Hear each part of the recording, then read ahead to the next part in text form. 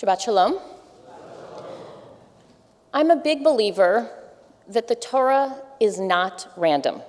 We are meant to learn from everything that is in it, each story that it includes, each detail that it leaves out, and even the order with which the stories appear. Each of them are there to teach us something. The Talmudic rabbis often connected the stories that were next to each other to find the connection. One of the most famous examples is the 39 forms of melacha, of work, that we are traditionally prohibited from doing on Shabbat. They are the same 39 forms of work it took to build the Mishkan, the tabernacle. Why? Because directly following the passage in Torah that tells us not to work on Shabbat gives the plans for building the temple. Therefore, the rabbis conclude that it was that work that was specifically prohibited on Shabbat. So while studying Torah, going for a long run, or even cleaning out your closet is not considered work on Shabbat, writing more than 2 letters or drawing a picture is. This week, we see another example of themes tied together by their proximate location. We are nearing the end of Torah. Moses is continuing to review the laws and norms that the Israelites will need to know when they enter and settle the Promised Land. The Parsha begins with instructions to appoint judges who will be impartial, fair, and trustworthy. Then comes one of the most famous phrases, tzedek, tzedek, tirdof. Justice, justice shall you pursue. The rest of the Parsha is a mix of laws concerning various community functions and norms. In one passage, the Torah warns us that should we decide to set a flesh and blood king over us, which they don't advise anyway, he should not be allowed to be too rich in money, horses, or wives, and he should always have a copy of the Torah with him, lest he be tempted to stray. In other passages, we are given guidelines on how to deal with an idolater, community stoning, how to enforce compliance with the judge's orders, and even a commandment about protecting the natural vegetation and plant life of a conquered community. The laws that come immediately before the command to pursue tzedek, justice, or better translated as righteousness, are instructions to appoint fair judges. These passages are teaching us that in order to pursue justice, we need a fair judiciary. And later in the portion, the importance of adhering to judges' orders and how to adjudicate difficult cases are outlined as well. Each of these helps us to create and live in a functioning society. In order to have a functioning society, we must have one set of rules that everyone plays by. Yes, we have to make sure that we appoint judges to rule over us that are worthy of their role. They should take no bribes, and they should be there for the right reasons. But we also have to be prepared to respect the decisions that come down, even when we disagree with them. That means that whether we are in the majority or the minority, we have to live by the same set of norms.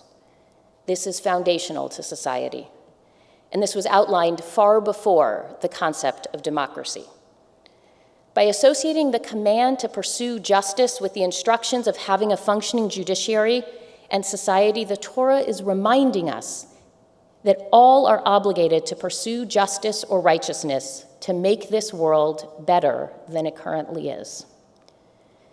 But I think there's a further meaning. For a society to be just and righteous, we need to recognize that our opinions, values, and perspectives are not always going to win the day. It doesn't mean that we're wrong, and in fact, we may even be right. Our opinions may be valid, but our side may at some point in the future win out. But nonetheless, we have to learn to live as part of a minority at times. This is not a bug in the system, but a feature of it. However, just because we are not in power does not mean that we are powerless. Alongside the obligation to pursue a world that better reflects our values is the reminder that we are obligated not to give up, even if we know we are not the ones who will complete the task, for the task of pursuing justice is never complete. This week, I had the honor of studying with Rabbi Daniel Hartman at the Hartman Institute. When discussing his brand of Zionism, he articulated it so beautifully. Right now, I don't see my position reflected in the Israeli government. I do not plan to abandon Israel, nor am I hopeless that my values will never again be represented in government. I'm going to read that again. Right now, I don't see my position reflected in the Israeli government. I do not plan to abandon Israel, nor am I hopeless that my values will never again be represented in government. What a powerful statement. To be able to simultaneously state your love and passion for the Zionist ideal while saying that the current actions of a country are not living up to its ideals. This statement reminds us that it is possible and in fact necessary to be able to criticize and love and support Israel at the same time. Zionism and even American patriotism do not have to mean supporting every action taken by the current government. It means holding fast to the belief that your beloved country can and should do better, and being willing to stay in the fight to make it happen. We cannot abandon the fight. Instead, we must loudly and proudly claim that our beloved country can and should do better. We've witnessed this happening over the past several years in Israel. In the months leading up to October 7th, millions of Israelis took to the street week after week after week to protest the political decisions that their government were pursuing. And more recently, those same Israelis and more have again taken to the streets to protest the military decisions that are being made in their name. To be a Zionist does not mean you have to applaud or even support every decision the current political establishment in Israel is making.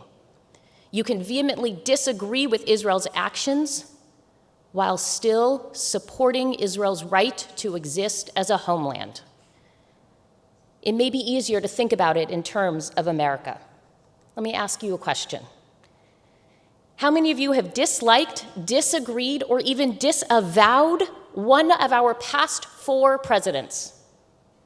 And how many of you have bemoaned the direction of the country some point in the past 20 years?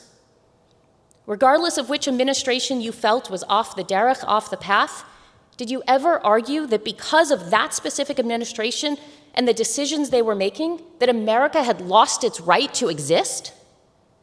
Rather than arguing for the complete demise of America, we fight to bring back the values, actions, and policies we want to see reflected in our government. No matter how hard you've campaigned, complained, or fought against the choices our country has made or is making, we fight for a better America, not the demise of America.